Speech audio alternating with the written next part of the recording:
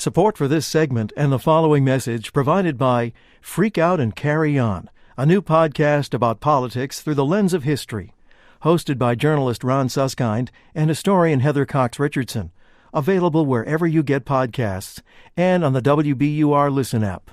Support for On Point and the following message come from Rocket Mortgage by Quicken Loans. You're confident when it comes to your work and life. Rocket Mortgage gives you that same confidence when it comes to refinancing your existing mortgage or buying a home. It lets you understand all the details so you can be confident that you're getting the right mortgage for you. Go to rocketmortgage.com/onpoint.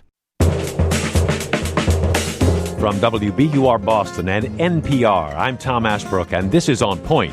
Tech startups, tech giants, look like a blessing to job-hungry American cities. And in many, many ways, they are. But they can also tear cities apart, says my guest today, Richard Florida, drive out the middle class, banish the people we need to keep a city running. It's time to deal with that, he says. This hour on Point, a new urban crisis, how the tech industry may be driving out the middle class and what to do about it. You can join us on air or online where this conversation is always on. Do you feel like you're living in a tale of two cities, priced out? Join us anytime at onpointradio.org or on Twitter and Facebook at On Point Radio. The Google buses, the Apple buses flooded the streets of San Francisco a few years back. By 2013, 2014, those private buses sent in to pick up high-tech workers became a target of public chagrin. Praised when it began, but over time became a symbol of the economic divide in San Francisco. Opponent says it caused congestions, wasted money, sort of put in their face who was on top. Here's a YouTube clip of a protest against the Google buses in 2013. San Francisco, not for sale! San Francisco, not for sale! People want the tech industry. They want the jobs. But there is another side of this. Here's Amos Brown, director of the NAACP in San Francisco, talking with CNN Money last year, saying the tech community made San Francisco an unaffordable city for the middle class and people of color. It's only for the affluent 2% and the dot-commas. The middle class, particularly the middle class in the black community, is non-existent. The tech people have lived in a silo. They've been in isolation. And they didn't come to share. They came to be greedy. They came to be greedy. They're still coming. On Tuesday night, the San Jose City Council in California, right there at the edge of Silicon Valley, agreed to negotiate a sale of 250 acres of city-owned land to Google. The tech giant wants the land to build a new campus between 6 and 8 million square feet for offices and worker housing. Here's Kim Wallace, city's economic development director, calling it a once-in-a-century opportunity. But community members and housing advocates voiced their concerns as well. Here was local resident Greg Miller in a video by KBCW. I'm especially concerned that this project will negatively impact the already critical housing shortage. We should ensure that this project does not displace low-income communities. Well, we'll see, but it's a big, big, ambitious project, and lots of cities looking at how to entice, but then also live with high-tech industry, high-tech startups. Richard Florida is looking at all this, and this is really interesting. He's kind of what the guru. He wrote the book, The Rise of the Creative Class. We talked years ago about what was coming for cities and how big it would be. Now he's written a new book called The New Urban Crisis. He teaches business and creativity at the University of Toronto. Joins us by Skype right now from Toronto. Richard Florida, welcome back to On Point. Oh, it's great to be back with you. Thanks for having me, Tom. So we associate you, your very name, your brand, with celebrating the urban experience, the creative class. I guess that certainly includes tech startups. Now we're reading here in Technology Review, headline from you, The Unaffordable Urban Paradise. Tech startups helped turn a handful of metro areas into megastars. Now they're tearing those cities apart. So what's going on? Is this manna from heaven or is this a plague? Well, that's why I took the past 7 years to write this book, The New Urban Crisis. And Tech Review, that great magazine, was so kind to not only excerpt the book, but really push me to write a broader piece on why these tech companies are both rebuilding our cities and, as you said, tearing them apart. Look, I think in all honesty, I underpredicted the extent of this urban revival prompted by, young people and artistic people and designers moving back to great cities like San Francisco and New York and Boston and Philadelphia. I would have never imagined, my original research back in the 80s was on high-tech companies. And those high-tech companies all were in, somebody calls them a suburban nerdistan, this office park out near an off-ramp. There were no high-tech companies in the urban center. The nerdy engineers wanted to live in the suburbs and drive their fast performance cars, to their corporate campus offices. So, it was Silicon Valley in California. It was Route 128 outside Boston. Yes. This was Boston not urban suburbs, centers. Sure. Seattle, where Microsoft is. We could go on and on about this. But, over the past decade and a half, it's not just the creative class and artists and musicians and young people that came back to cities. Tech companies came pouring in, and when we had to, you actually have to go buy the data. It's expensive, but we had to cut and slice the data. But we were the first people to really look at this. More than half of all those venture-backed startups, it was daunting to me. More than half were in the urban core. They were in urban neighborhoods in downtown, as he was saying, in downtown San Francisco, near the South of Market, near the Mission, old burned-out warehouse districts where you could find few companies and were low-income housing. They were in lower Manhattan, in Chelsea and Tribeca and Soho around NYU. Yep. What's so interesting, folks, the Silicon Valley, that the corporate complexes are now third in the country in venture capital funding. Number one is San Francisco, which collects over $20 billion a year for companies like Twitter and Uber and their new versions of upstarts. 3 times what's going into Silicon Valley, you remind us right now, last year anyway.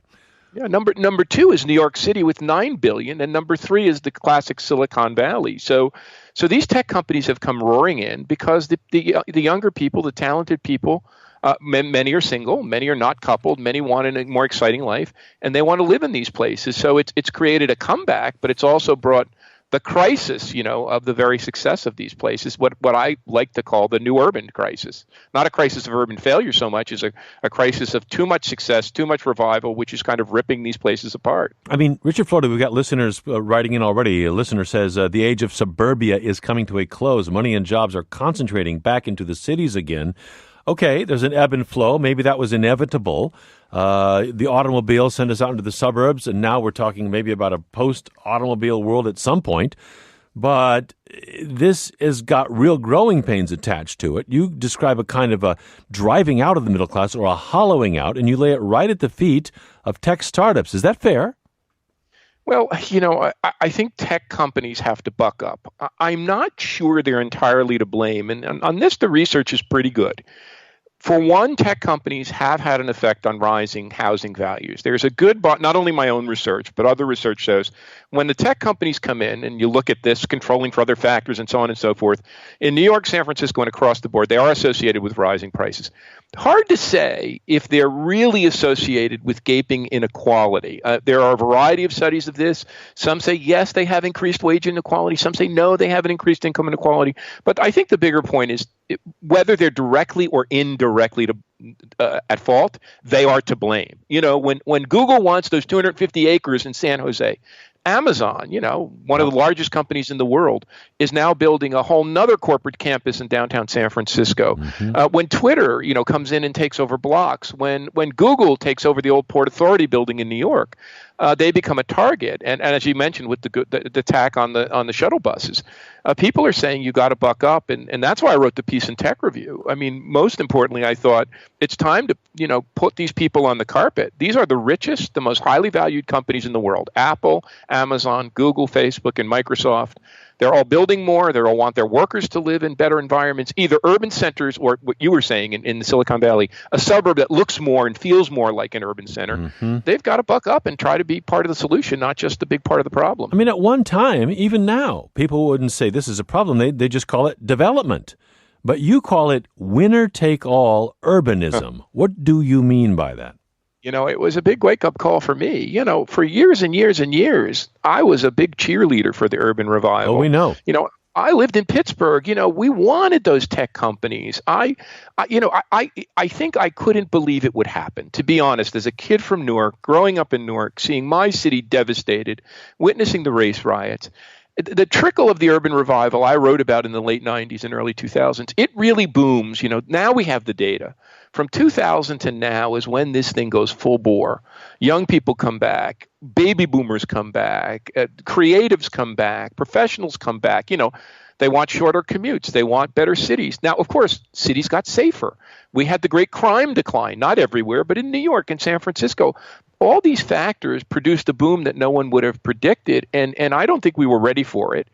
And the big fact for me was, you mentioned it in your preview. Where is inequality the worst? Our largest, our densest, our most high-tech, our most creative cities. Where is economic segregation the worst? Our largest, our densest, our most innovative, our most knowledge-based cities. Where has our middle class declined the most? In the same exact places. So all of these things that have acted to spur the urban revival, that have made our cities stronger, that have helped America become more innovative, that same clustering of people in talent and tech companies that pushes forward innovation has also carved these deep and vexing divides in our society. I don't want to throw the baby out with the bathwater. I think we've got to move from this, what I call the winner-take-all urbanism, when a few cities and a few companies and an advantage class gets most of the benefits, to what I call an urbanism for all, where many, many, many more neighborhoods, many more people, many more class groups can share in the benefits of urban revival.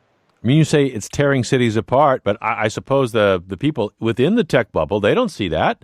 You know, they've got their booming companies. They've got their plenty of coffee shops and cappuccinos. They've got, pedicures at the ready, and they're happy.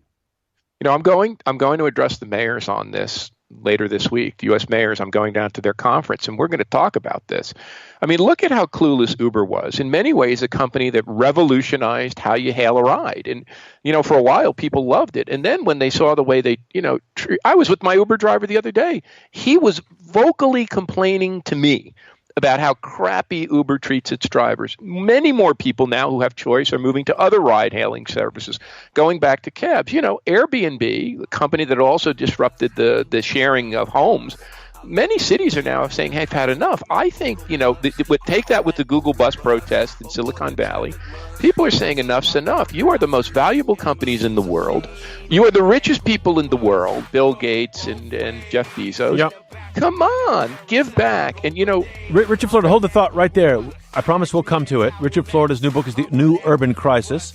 He's warning that high tech can tear cities apart even as it pumps them up. Behind us right here, Google Bus Song by Seymour Results and Arlington Worthmore about the whole Google Bus controversy in San Francisco. I'm Tom Ashbrook. This is On Point. We'll be right back. I'm on that Google bus. I'm on that Google bus. I'm on that Google bus. I'm on that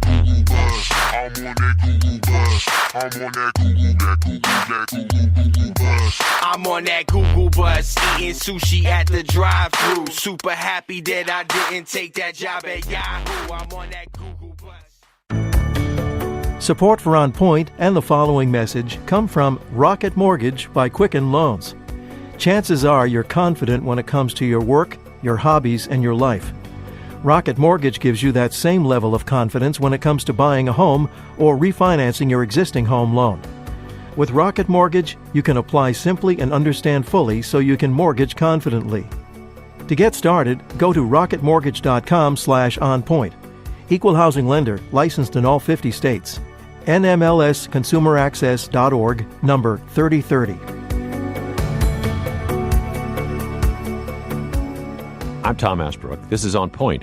We're talking this hour about how tech startups, everybody's golden goose, can also make cities unlivable for everybody not in the game.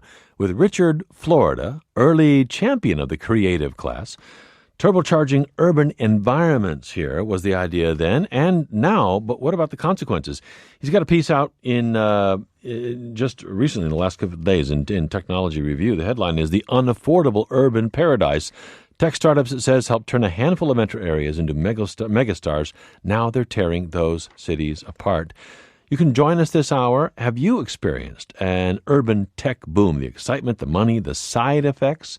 Have you been gentrified, tech-moneyed out of your own city or town? Or are you living the dream, watching tired neighborhoods spring to life, living in the high-rise, downing the free cappuccinos? Little tape here. This is Chirag Bhakta, an affordable housing advocate in the Mission Housing Development Corporation in San Francisco. He grew up there, the Tenderloin neighborhood. Wired put out this video this past February, him saying a lot has changed since the city started offering big tech companies tax breaks 5 years ago. The Tenderloin is perhaps the only neighborhood left in San Francisco for low-income working-class people to find a home. So right now, the Tenderloin is going through the first steps of gentrification and turning into a neighborhood of haves and have-nots. Not a new issue. Back in 2015, HBO put out the documentary San Francisco 2.0, looked at how the tech boom had affected historically progressive city there. Here's Siani Hill, a lifelong resident of Hunters Point, evicted from her home. All these companies coming in and taking over our area, it's a little difficult because we have nowhere to go. Where do we go? Where do we stand as a people in our own neighborhood where we're getting pushed out of because of these large billion-dollar tech companies? Richard Florida is joining us from Toronto today. His latest book is The New Urban Crisis, How Our Cities Are Increasing Inequality, Deepening Segregation, and Failing the Middle Class, and What We Can Do About It. With us there from Toronto. Richard Florida, stand by. Big news this week has been out of San Jose in California, right there on the rim of Silicon Valley. And the big deal that they are doing with Google, which wants to put a mega campus more or less in the middle of town there. Dev Davis joins us right now from San Jose City Council member. She represents District 8, the location of Google's massive planned development. Dev Davis, thank you very much for being with us today. Thank you for having me. How are you doing, Tom? Well, great. Describe the scale of what Google is contemplating for the heart of your city. They're looking at building 6 to 8 million square feet of office, as well as some homes, and there will be commercial retail space as well on their campus, which is right next to our Diridon station, which is going to be the Grand Central Station of the West. It currently has multiple commuter rails. It will also have our subway called BART station coming in, as well as high-speed rail. 250 acres. Is that all? What's there? What's getting pushed out, Deb? A lot of what's there right now are surface parking lots. Okay. So it will be building on land that is underdeveloped. There are some industrial tenants on some of the other privately owned land, and Google has purchased some of that land as well. I mean, your city council voted 10-1 to welcome this in, to get in negotiation with Google. So I guess you want to bring it on. But here we've got Richard Florida, who's on the line with you from Toronto, big guru of urban development, and he's warning about big tech companies ultimately tearing cities apart with inequality, making them unaffordable for the middle class. Are those concerns there for, I mean, you're no stranger to technology. You're right there in Silicon Valley. But are these concerns for you, Councilwoman Davis? These are concerns, but we do have to realize that we already have tens of thousands of Google workers already living in San Jose. So this is potentially a way for them to be able to shorten their commute and to stay in San Jose instead of having to travel up to Mountain View and other places around the Bay Area. Yeah. Richard Florida, you're there in Toronto. I'm sure you've been paying attention to what Google came out with this week with San Jose. What are your questions for Deb Davis, who's on the city council there, about the future of her city as this mega development likely comes in? Well, first of all, I think Kim Wallish, who's the economic development director there, is fantastic. And just hearing Kim's involved gives me confidence that this can work out. And I think the counselor said something important. San Jose, which has not been a comeback city, this isn't Palo Alto or San Francisco. Yeah. This is a community that's needed reinvestment. It's a good thing that it's going to get Google investment, and it's a good thing that it will get commercial and real estate development. But here's what I think, counselor and folks. Google needs to buck up. In New York, Bill de Blasio talks about inclusionary zoning and affordable housing. If you want to build a luxury tower, you've got to build affordable units. Let's go further with Google and Amazon. Let's talk about inclusionary prosperity that benefits everyone in San Jose or Seattle. You got to provide affordable housing, not just for Google workers, but for the people who work in Google's cafeteria and the people who make low-wage jobs. And you've got to pay them decently. You know how to make good jobs at Google. You make great jobs. You create an environment with childcare and daycare and cafeterias. Pay everyone a living wage. Give people from disadvantaged neighborhoods a go. And let's work to upgrade all the jobs. Let's lessen this divide between the high-paid techies and the low-paid service people who are working in food service and the caring professions. Be part of this community, not just a good corporate citizen, but be an urban steward. I think this is what's coming. I think the backlash is going to be worse than most people. We call them anchor institutions, high-tech companies, big real estate developers, eds and meds. They've got to be part of the solution, not only of building innovative complexes, but of being an inclusive city for everybody. Councilor Davis, they're in District 6 in San Jose. Are you confident that Google will do that rather than driving out the middle class and leaving nowhere for service workers and the whole support infrastructure of people, humans, to live? Google has given us every indication that they want to work with us and work with our community and be part of the community. So it's important to know that what we passed on Tuesday called for transparent community engagement. And in fact, Google has already met with neighborhood leaders and started that process. And we're, of course, myself, as well as the other council member in District 3, Raul Perales, are facilitating that. And it's also important to note that Google has asked for and will be receiving no subsidies from the city of San Jose, so they'll be paying tens of millions of dollars in affordable housing impact fees. So that's good news. Maybe 20,000 jobs would come in here to this part of San Jose, and we're talking about 3,000 housing units? Is that sufficient to deal with the people that they'll need to back them up within their employment and surrounding them, Dev? That's a great question. We have a housing crisis in all 9 counties of the Bay Area, and Google is not going to solve that with 3,000 housing units. But there are also 6,000 housing units already in the pipeline downtown, right near the soon-to-be Google campus. So there are other housing developments already in the works and also being talked about as a result of Google wanting to come in here. Councilor Deb Davis of District 6 in San Jose, thank you very much for being with us. You are in the thick of it right now. We wish you good luck. Thanks for joining us. Thank you, Tom. Richard, Florida, in Toronto, we had the mayor of San Jose, Sam Liccardo, saying Google is neither our savior nor our servant. We want Google to be our partner in helping to build a vibrant and inclusive downtown. So whether it's Google or a tech startup that's tiny compared to the giant Google, what are the steps that you're suggesting that tech players should be taking to be more proactive in terms of helping lessen inequality and displacement in our cities? Well, I think you see the shift already occurring in that comment from the mayor and other mayors. Look, the 250 acres, lots of workers, biggest player in the community. You've got to be part of building our community, not just extracting. And, I think it's changing. For years and years and years, high-tech companies saw themselves as extracting. They were great. We located there. Look what we did for you. But no more. Especially, we can no longer, with Trump in office, depend on our federal government to do anything for cities. In fact, our federal government and many state legislatures, not California, but many others, are cutting off aid to the cities. We got to do it ourselves. And if Google wants a good city to work in, a diverse city, a kind city, a caring city, an inclusive city, it's got to buck up. So I think there's a couple things. It's not just about inclusionary zoning, which I mentioned before, just trading some affordable housing units. I think it's got to be about full-bore inclusionary prosperity.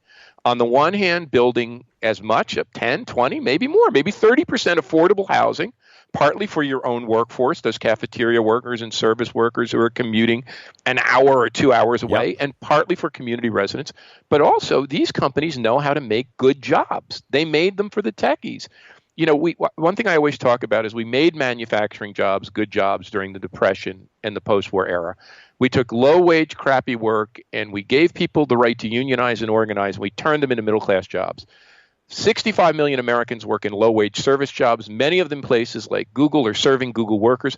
Those companies know how to upgrade those jobs and give them career paths. We've got to do all those things, and I think just as the counselor said in the mayor's comments, the pressure is mounting, and it's time to bring more pressure to bear because these companies have the resources to help us not only build their own great corporate complexes, but they want to be in great cities. They can help build great cities. The golden goose, tech, can also come in and tear a city up. Richard Florida lays that right at their doorstep in a piece he's just put out in Technology Review, The Unaffordable Urban Paradise.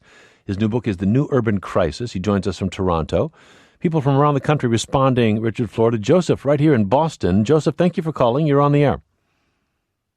Hi, Tom. I actually work for Wayfair in their corporate headquarters right in Copley.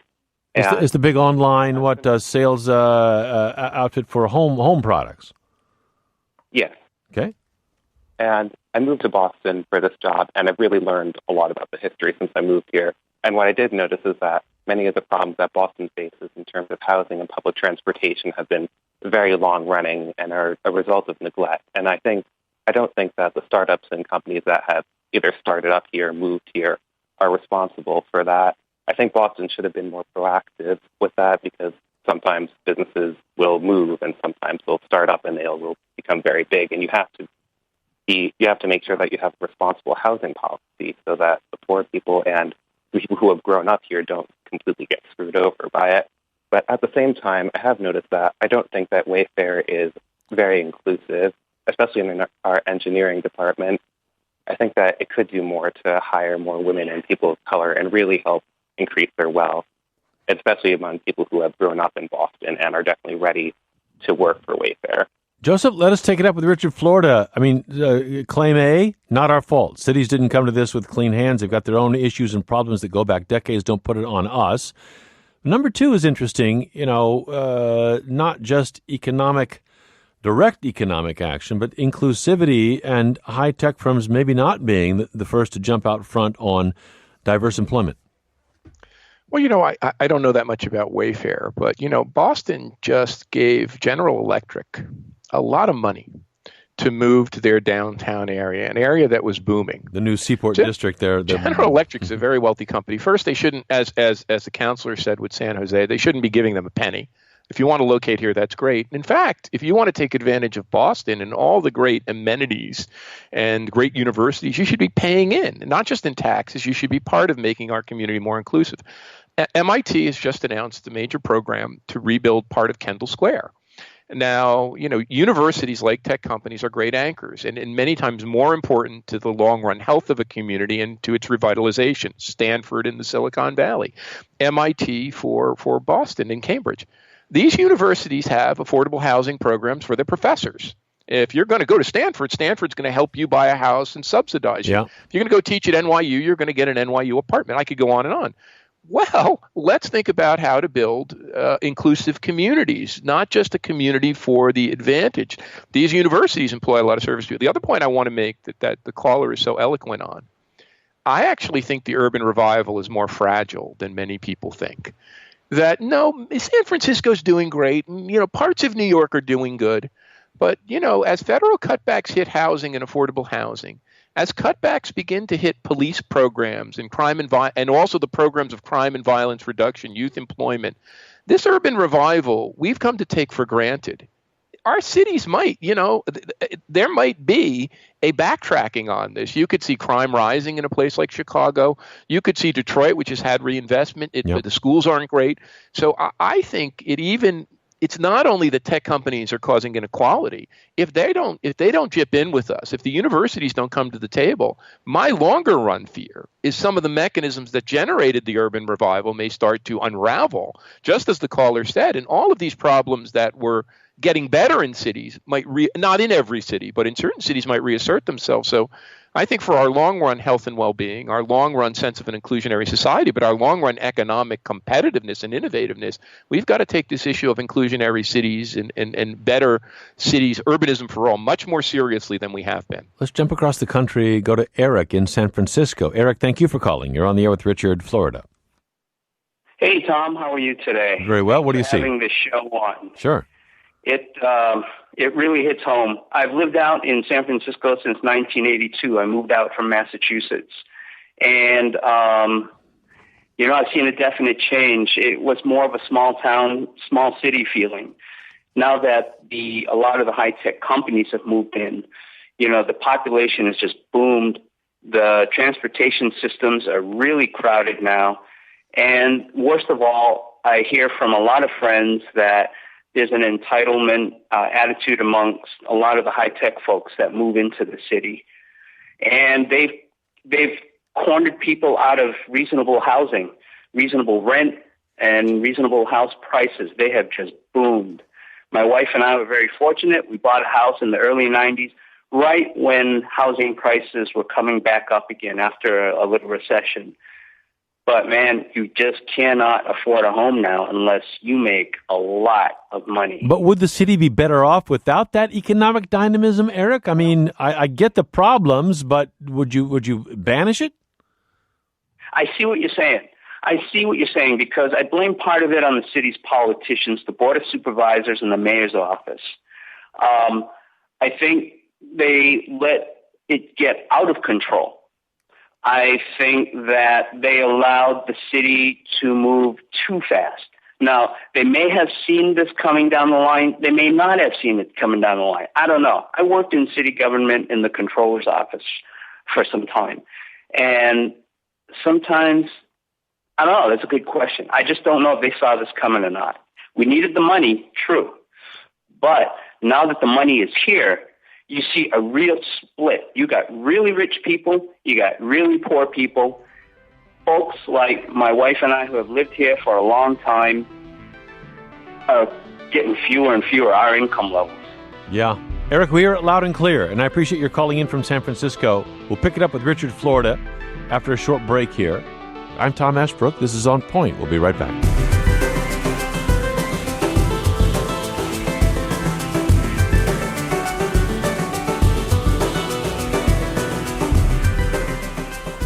We're talking this hour about how tech startups, everybody's golden goose, can also make cities unlivable for those not in the game, with Richard, Florida, early champion of the creative class turbocharging urban environments. Now he's out with a new book called The New Urban Crisis. He's been writing in Technology Review that tech startups helped turn a handful of metro areas into megastars. Now, he writes, they're tearing those cities apart in many ways. Just last month, Amazon announced it would dedicate space in its newest Seattle headquarters for a family shelter housing homeless women and their families. Here's a little video released by Amazon on the day of the announcement. John Shetler, Amazon's vice president in charge of global real estate, hands a cardboard Amazon box to Marty Hartman, executive director of Mary's Place. He asks her to open the box, reads a letter that was inside. Dear Marty, Amazon is excited to share some great news with you.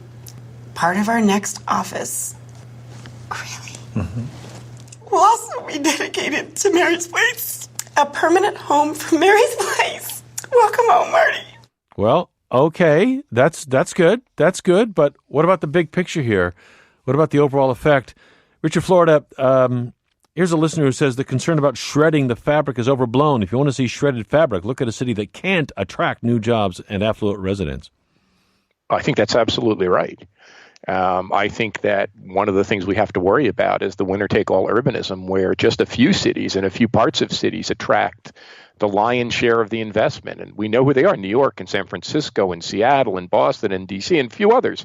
But more importantly, in those winner-take-all cities, we have to make sure that tech companies and other anchor institutions pay their fair share. But also, look at Pittsburgh, where I lived for nearly 20 years. It has a comeback story in its downtown core. Look at Detroit, where Dan Gilbert and other very wealthy people are rebuilding the urban center. Those cities, too, have divides. And I think across the board, this isn't going to be taken care of by some big federal policy that city builders, local governments, universities, medical centers, tech companies, and real estate developers all have to be part of the solution. And we all have to move away from this kind of winner-take-all urbanism to a much more inclusive prosperity for everybody. Solve it right there, and maybe locally. Richard, Florida, stand by there in Toronto. Justin Steele joins us as well right now from Cambridge, Massachusetts, professor of law and urban planning at MIT. Justin Steele, thanks very much for joining us today. Hi, Tom. Thanks for having me. What do you think of the thesis? Yes, this brings jobs, and yes, this creates a lot of economic dynamism, but it can also tear cities apart, and tech companies, for one, themselves need to be centrally instrumental in helping respond to the problems created here. What do you say, Justin Steele?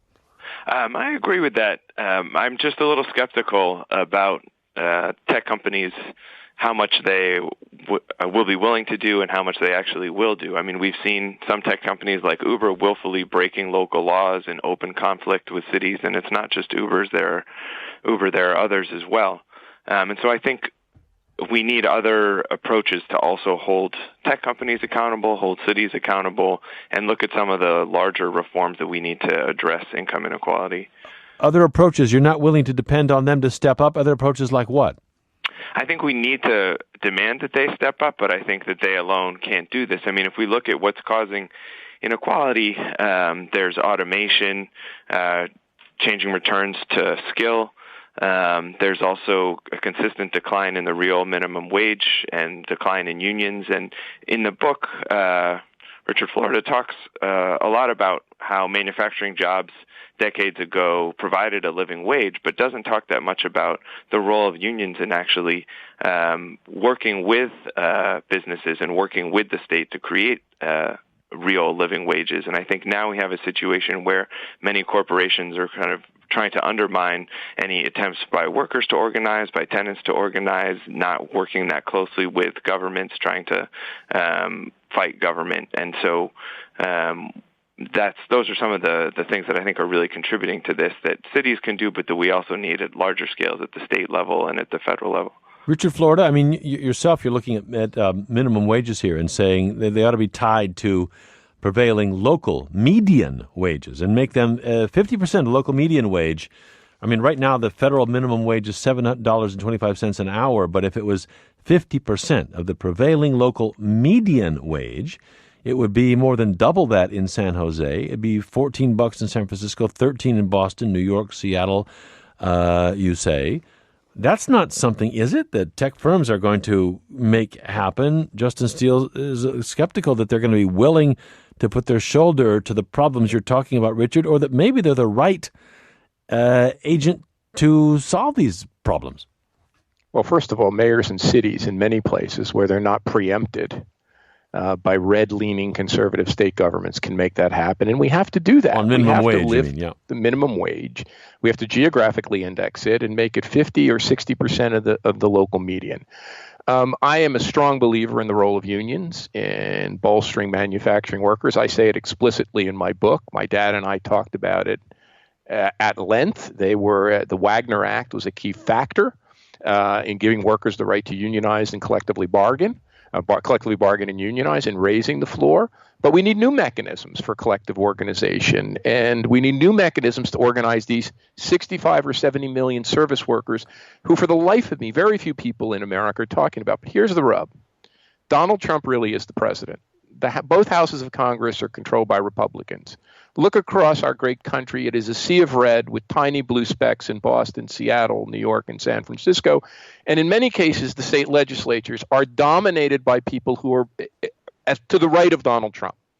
The only hope we have in the short run is our cities. They don't have enough resources. They don't have enough revenue. So who can help them? The anchor institutions like MIT, like University of Toronto, like Stanford, these great hospital complexes, and who else? Tech companies and real estate developers who are making super profits over their urban locations. So none of this is a magic bullet. None of this is a silver bullet. But if folks like me and Justin and others speak up with a loud voice, we can put additional pressure that allows the folks in San Jose and the councilor and the mayor to get more. But there is no magic bullet. We are in a tough spot in America, probably our toughest spot in my life and maybe in my dad's life too, where we have a very rightward turn in this country. Look, the one reason I'm optimistic, though, San Francisco is not a gated suburb. Boston, Massachusetts is not a gated suburban Route 128. New York City, they are places where racial and ethnic and class diversity have flourished. Well, San Francisco is one of the whitest cities in the country. It's not got a physical gate, but the very industries you're talking. But it's not a gated suburb. And the pressure from lower income people and other groups that are being displaced, as the videos that you played, suggests to me that they are the one place that these issues can be effectively contested. But I agree, there is no magic bullet. I wish that we had a different president. I wish we had a different politics in this country. But the only lever I think we can increasingly push on is to say that people who are benefiting from cities, particularly those big companies and big institutions, as well as local government creating those standards we need, everybody bucks up and moves us to a more inclusive prosperity and away from the kind of exclusionary prosperity we have today. Grapple organically and locally with these issues. Christopher in Baltimore. Thank you for calling, Christopher. You're on the air. Hi, Tom. Thanks so much for taking my call. It's an outstanding show. I'm a proud Baltimore native, and I lived for many years in the southeast Baltimore waterfront. I moved there when I started law school back in 1996, when it was still very much a working-class kind of hard-scrabble, crab-eating, blue-collar neighborhood. And I got to tell you, I loved every bit of it. We had neighborhood stores. We had a lot of mom-and-pop shops. Yep. And then Safeway opened, and then the big box stores started showing up, and all these little neighborhood institutions started folding up. And then the houses started getting rehabbed, and then before you know it, they became unaffordable, and there was nowhere to park.